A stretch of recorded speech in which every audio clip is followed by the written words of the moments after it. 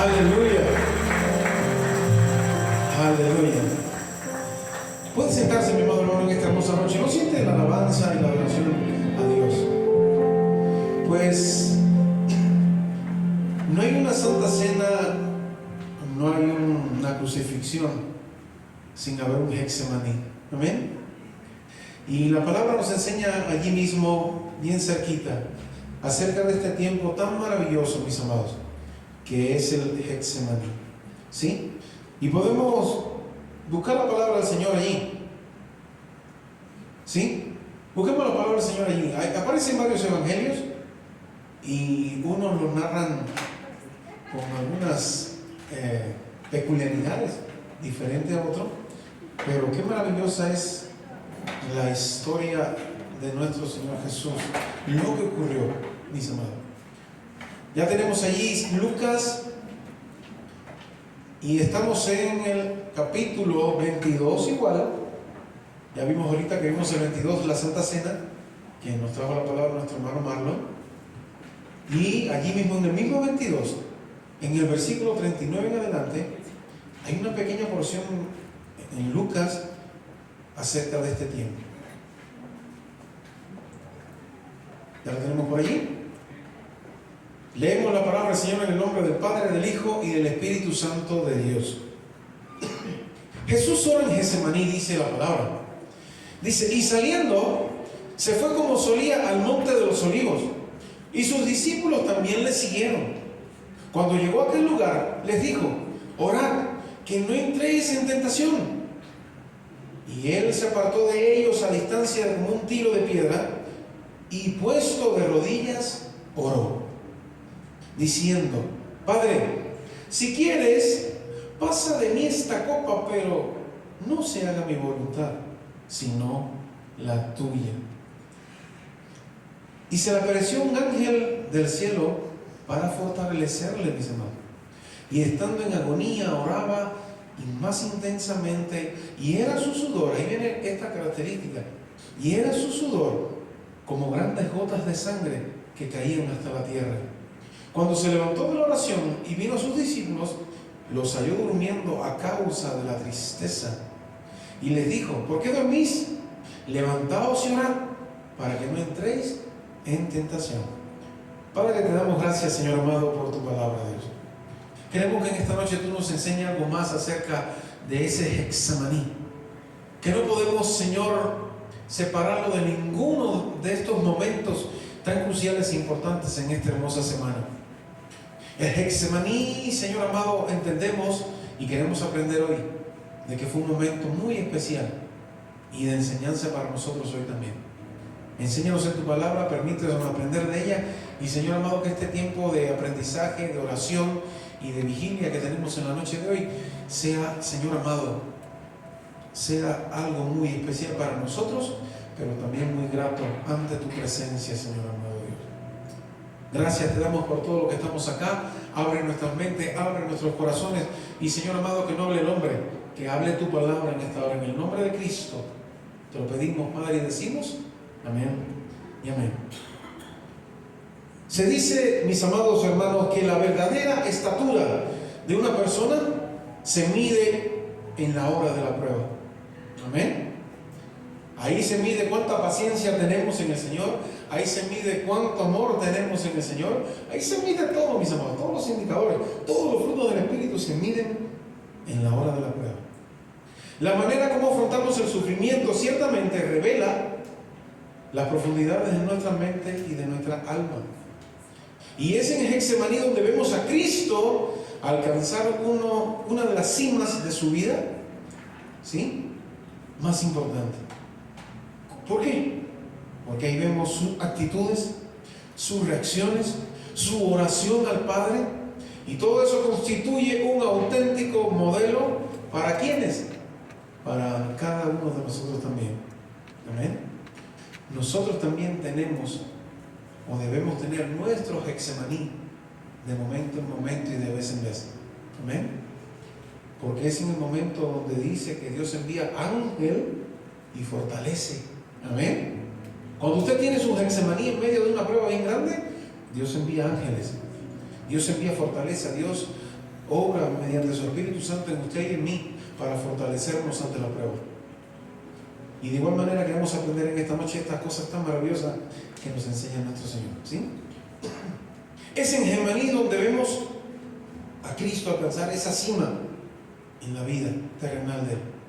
Las actitudes que tomó, sus reacciones, su oración al Padre, y eso todo constituye el modelo que nosotros también debemos de seguir en noches de oscura prueba, ¿sí? Ahora,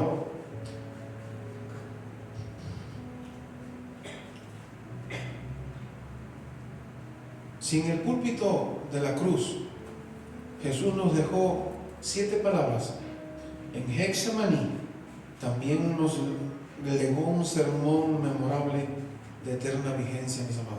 Usted recuerda que hay por allí que las 7 palabras de Cristo en la cruz, ¿no? Pues en el Getsemaní el Señor también dejó mucha enseñanza para usted y para mí. Aquellas largas horas de agonía nos dejan un cuadro lleno de luces y sombras, mis amados. Cuando vemos a Cristo que se va con sus discípulos, quédense aquí orando, y Él se fue a un tiro de piedra, dice la palabra, ¿no? A orar también, y ahí encontrarse con el Padre, ¿sí? Entonces, mis amados, aquellas largas horas de agonía nos dejan un cuadro lleno de ¿qué? Lleno de sombras y de luces, de emociones de muerte y lecciones de vida también para usted y para mí. La lucha es feroz. Los contrastes son constantes en medio de este tiempo en el Getsemaní. Estamos ante un evento de gran intensidad emocional y espiritual también, ¿sí? Y espiritual también. La oración fallida de los apóstoles. ¿Oraron los apóstoles? Él les dijo, oren para que no entréis en tentación. ¿Oraron? En 3 ocasiones el Señor les habló, y en 3 ocasiones los apóstoles, ¿qué pasó? Se quedaron rendidos en sueño y en tristeza, ¿sí? Entonces, mis amados, la oración fallida de los apóstoles y la oración ferviente de Cristo enmarcan una situación con la que quizás en un sentido nos identificamos todos nosotros hoy también. Hubo un solo Getsemaní en la historia, irrepetible, pero cada creyente pasará en su vida por pequeños Getsemaní. No sé si usted diga amén o no. ¿Por cuántos tú has pasado? ¿Cuántas veces te has ido y te has apartado de todo y te has ido a presentar una causa al Dios de los cielos? ¿Amén? A Cristo Jesús allí, a interceder, ¿sí? Situaciones de prueba para usted, para mí, tentaciones, peligros, en los que se libran batallas decisivas para su fe y la mía también. Amén. Ahora, el Señor Jesús vivió emociones de muerte. Dijo así, lo vemos en Marcos 14:34. Mi alma está muy triste hasta la muerte, dijo el Señor. Por eso es que yo decía que en otro evangelio hay algunos detalles importantísimos. Él dijo, mi alma está muy triste hasta la muerte. Al considerar cómo afrontó Jesús su muerte atroz, ya sabía lo que venía. Nos impresiona, mis amados. En primer lugar, ¿qué nos impresiona? Sus emociones. La noche previa a su martirio fue larga, muy larga, mis amados, cuenta la Biblia. Los hechos que se avecinan le sumen a Cristo en un estado de ¿qué? De profunda angustia. Se iba a hacer de noche. ¿Dónde? También en su alma. Se iba a hacer muy oscuro también en su alma. ¿Por qué? No era solo miedo ante una muerte física, psicológicamente cruel, mis amados, que él ya sabía lo que le iba a acontecer. La oscuridad en aquella noche radicaba en una dimensión mucho más profunda que no entendemos nosotros hoy. Se iba a librar un combate espiritual totalmente intenso. Es lo que iba a pasar. Y eso, ¿cómo estaría en la mente del Señor? ¿Sí? ¿Cómo estaría todo eso funcionando y ejerciendo en la mente de nuestro Señor Jesucristo? Se ponía a prueba no solamente su valentía ante un suplicio, sino también la aceptación plena y la sumisión a la voluntad ¿de quién? Del Padre. ¿Sí? La razón de ser de su vida es lo que estaba en juego en ese momento, mis amados. Había llegado la hora decisiva. Getsemaní, minutos después, ¿qué sucedía? Venía Judas con toda la comitiva, le daba el beso y el abrazo. ¿Y qué pasaba con Cristo? Era llevado. ¿Sí? La hora, había llegado la hora decisiva. Dice Lucas allí, sangre, sudor y lágrimas, la noche oscura del alma, ¿no? Dice, y estando en agonía, oraba más intensamente, y era su sudor como grandes gotas de sangre que caían hasta la tierra. La descripción que Jesús mismo hace de sus sentimientos profundamente es conmovedor. Dice la palabra que toma consigo a Pedro, a Jacobo y a Juan. Y comenzó a entristecerse, dice la palabra, y a angustiarse. Y les dijo, mi alma está muy triste hasta la muerte. Quedaos aquí y velad.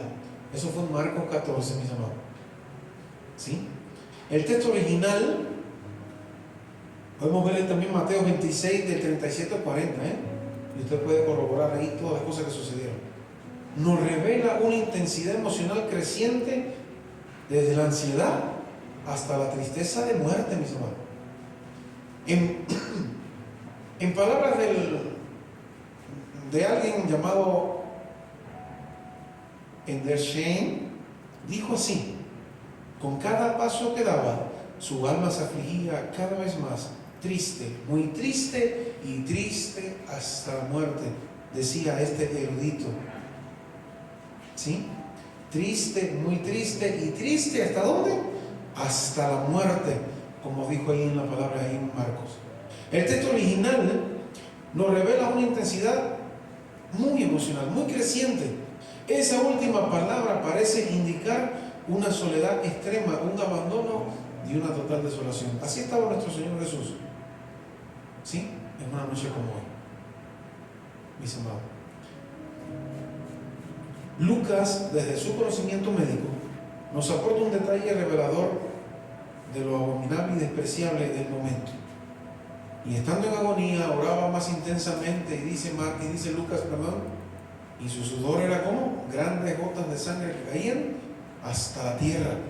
La medicina, mis amados, la medicina actual nos explica acerca de esto, ¿sí?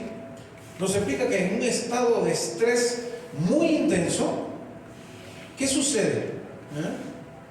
En ese estado de estrés muy intenso, la sangre se puede salir de los pequeños vasos, de los capilares, y producir microhemorragias como gotas.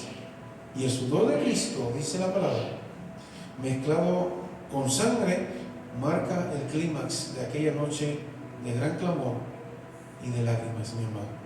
¿Qué me dice Hebreos 5:7? Dice así: y Cristo en los días de su carne, ofreciendo ruegos y súplicas con gran clamor y lágrimas al que podía librar de la muerte, fue oído a causa de su temor reverente. Y nos revela con una crudeza conmovedora la intensidad de la lucha que estaba sosteniendo nuestro Señor Jesucristo en una noche como hoy. ¿Sí? Una comprensión profunda de estas emociones de muerte no nos puede dejar indiferente a usted y a mí. Porque la parte humana vivió ese estrés. Como lo vivimos usted y yo, en ocasiones, en momentos, situaciones difíciles, vivimos estreses muy, muy fuertes. Y no solo en juego la parte de la carne, la parte física, sino entra en juego también la parte espiritual, mis amados. Y esa también se angustia, esa también se siente, se sufre, mis amados, ¿sí? Y eso nos lleva a usted y a mí a llorar y a amar a Cristo con una gratitud profunda. No sé si usted puede decir amén a eso en esta noche. Eso nos lleva a entender y amar a Cristo de una manera muy diferente. Ahora, lecciones de vida.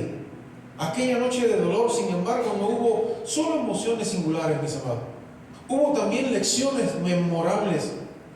Las grandes pruebas conllevan a grandes lecciones porque Dios es especialista en transformar ¿a quién? Nuestras adversidades en oportunidades también. ¿Amén? ¿O no? Cada adversidad que viene de parte de Dios hacia usted es una oportunidad. Es una oportunidad mis amados, para crecernos, para levantarnos nuevamente, para ganar en confianza y en dependencia de Dios. ¿Sí? Ahora, vemos dos lecciones, como apuntamos al principio, en Getsemaní Jesús nos dejó un sermón muy memorable, al igual que en la cruz. Fue un mensaje de pocas palabras basado sobre todo en sus actitudes y sus reacciones.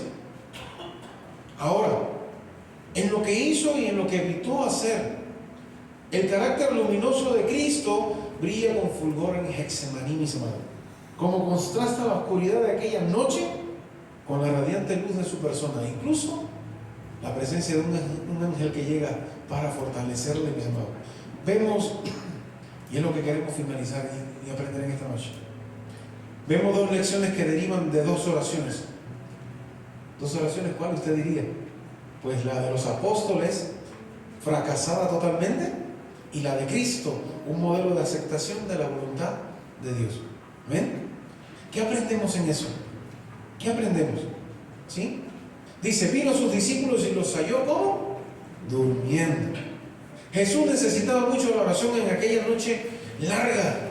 Era el arma vital en un contexto feroz, una lucha espiritual, y necesitaba las oraciones, mis amados, como a veces muchos de nosotros las necesitamos también. Entonces, aprendamos nosotros a no ser como los discípulos, aprendamos como iglesia a estar velando en todo momento, como dijo nuestro Señor Jesucristo. Amén. Aprendamos a eso, mis amados, porque es muy importante en ocasiones, incluso cuando Dios te levante a orar, no importa el motivo, no le entiende quizás, levántate y ora.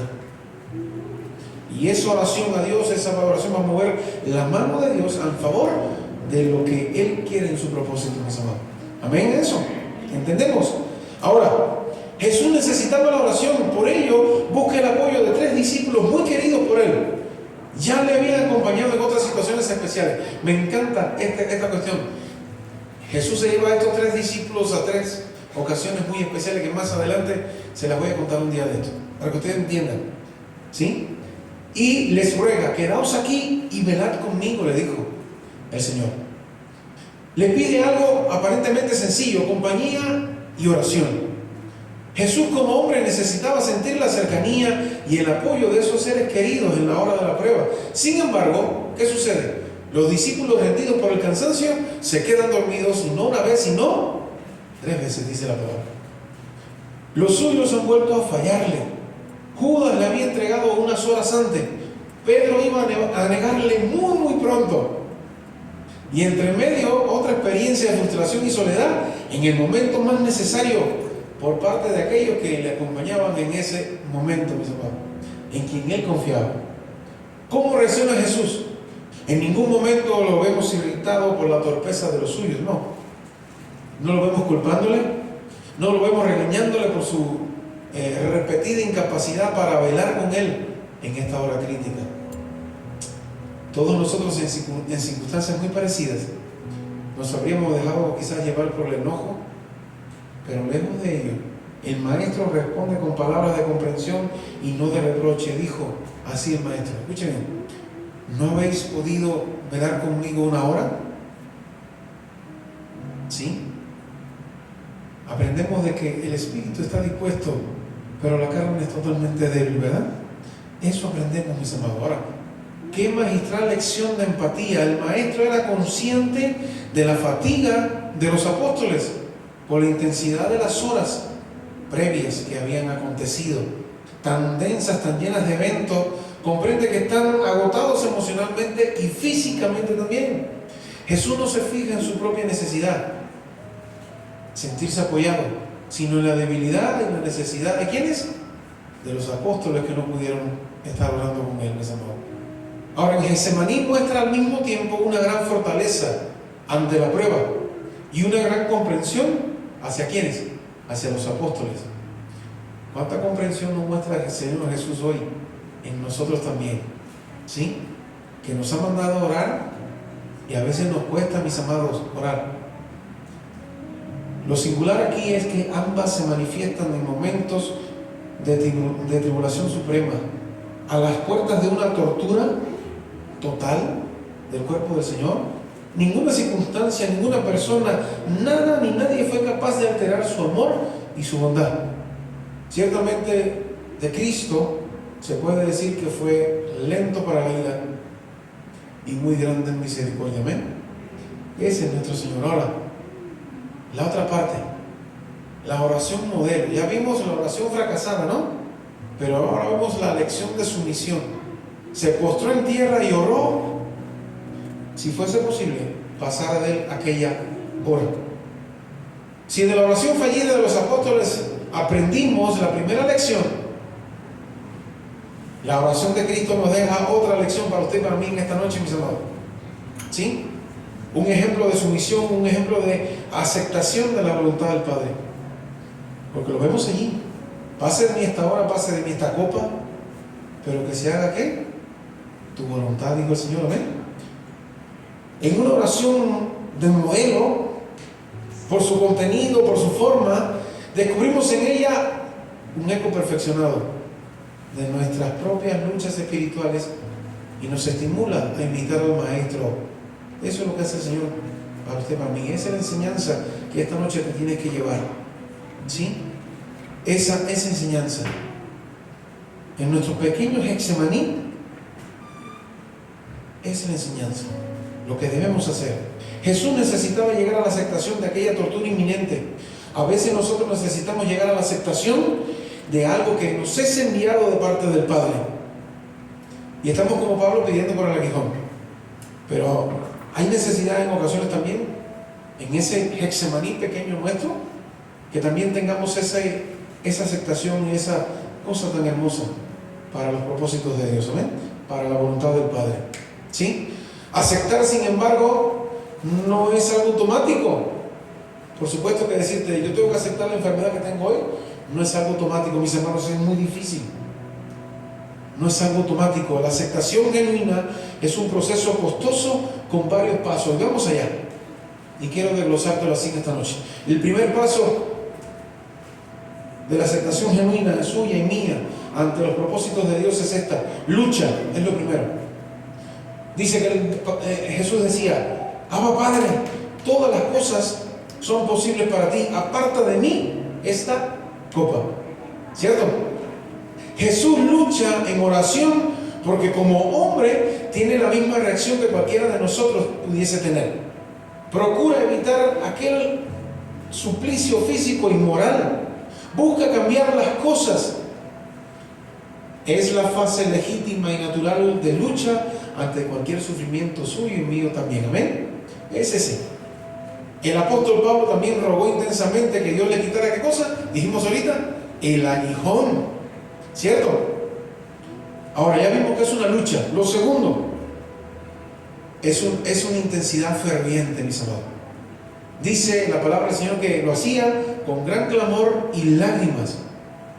El autor de Hebreos nos describe casi con un realismo crudo la intensidad emocional de la lucha en oración de Jesús con el Padre.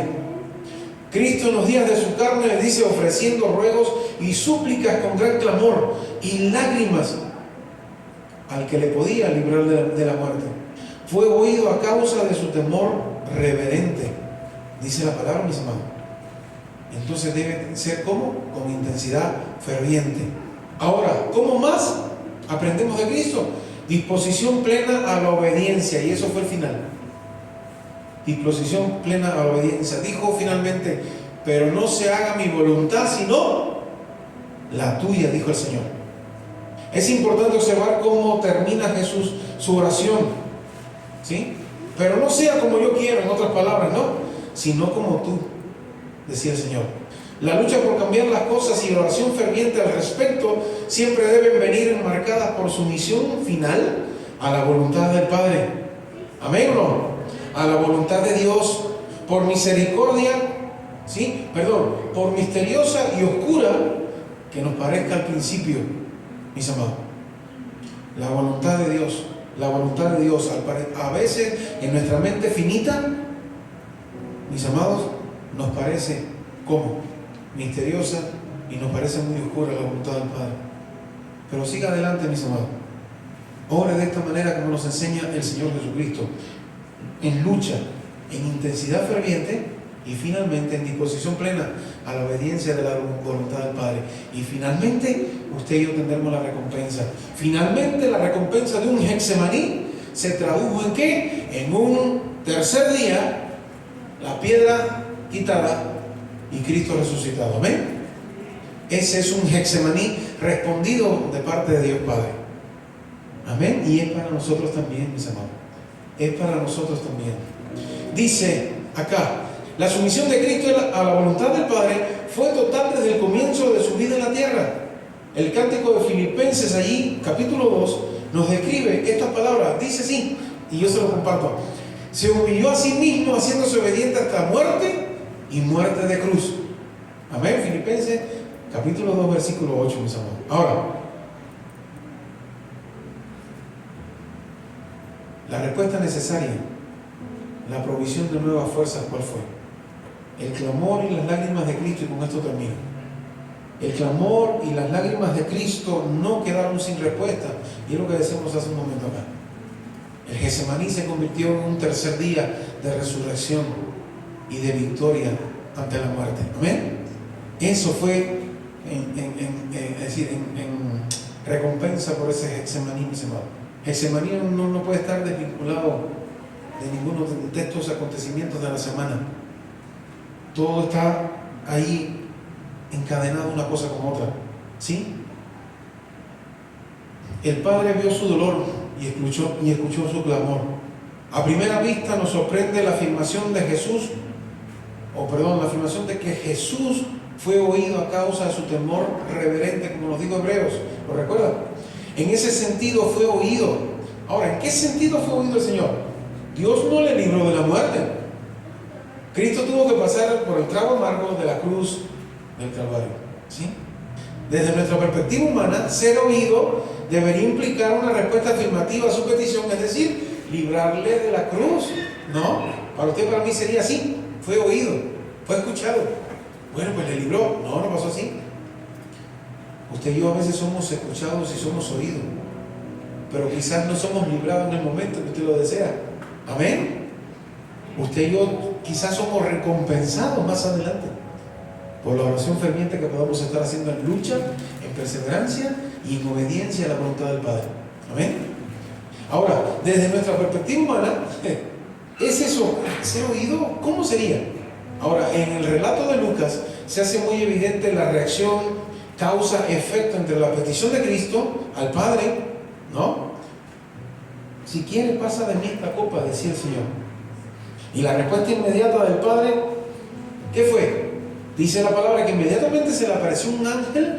¿Para qué? Para evitar la prueba, para fortalecerle, como dice la palabra.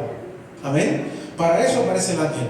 En tu oración y en la mía, en tu Getsemaní y en el mío, en ocasiones no aparece la respuesta que esperas escuchar, pero sí aparece allí la respuesta de parte de Dios, de un ángel, de una palabra de fortaleza para tu vida, de una palabra de consuelo para tu vida. Amén. Recuerde, no es como nosotros lo queremos, es como el Padre lo ha destinado en su eterna y bendita voluntad. Amén. Se le apareció el ángel del cielo para fortalecerle, dice la palabra. Ahora, ¿cómo salió victorioso de la lucha en Getsemaní? Pues horas después, mis amados, triunfó en la cruz. Amén. Su victoria nos provee de la gracia que salva y que nos fortalece en la debilidad de nuestro pequeño Getsemaní. Por tanto, mis amados, acerquémonos confiadamente, como dice la palabra. ¿Qué dice? Acerquémonos confiadamente al trono de la gracia para recibir ¿qué? Misericordia y hallar la gracia que nos ayude en el momento que más la necesitamos. ¿Dice amén o no? Acerquémonos confiadamente al trono de la gracia. Eso es lo que hacía Jesús. Inmediatamente se acercaba al trono de la gracia. Es lo que hacía el rey David cuando metía la patota. Se acercaba al trono de la gracia para encontrar misericordia. Y es lo que tenemos que hacer usted y yo en este tiempo también. Amén. Es lo que hacemos en este tiempo. Que tu oración y la mía sea algo parecido a esto que te voy a decir en esta hora. Gracias, Señor, porque aquella noche oscura en nuestro Getsemaní tú no escondiste tu rostro. Podemos decirle al Señor así, sino que lo afirmaste como el pedernal. Gracias por tu valentía, tu entrega y tu misericordia, porque lo hiciste por nosotros. Eso es lo que pudiésemos estar hoy usted y yo orando y agradeciendo. ¿A quién? A Cristo Jesús. Amén. Nuestro corazón se inflama de gratitud ante tanto sufrimiento y tanto amor. Gracias por la cruz. Te pedimos, Señor, que nos ayudes a amarte cada día más y al mismo tiempo ayudarnos a enfrentar nuestras pruebas como lo hiciste tú. Así le diríamos al Señor, ¿verdad? ¿Amén o no? Pues pongámonos en pie en esta hermosa hora, mis amados.